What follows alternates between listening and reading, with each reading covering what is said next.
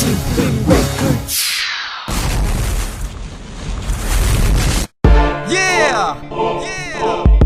Reso!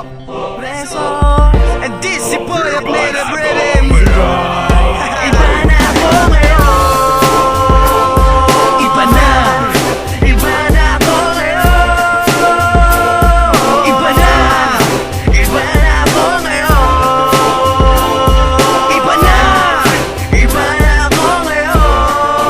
Ibang-iba na.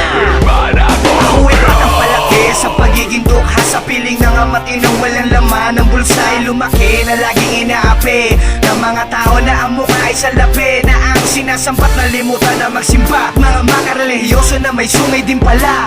Bakit ko nasabi? Kasi ganito yon. Umaawit at naririnig mo na ako ngayon, na magsasaad sa'yo na di mo na ako pwedeng lait-laitin kahit na dukha patong.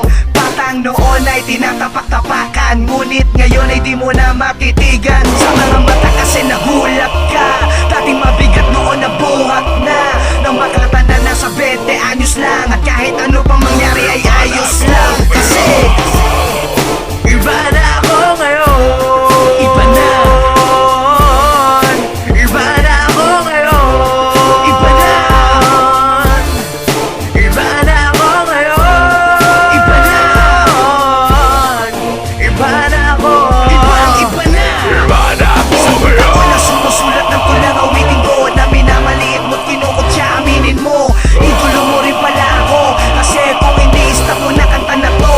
Nagulat ka ngayon, kinakausap ka. Nagtataka ka ba kung ba't binabangungot ka?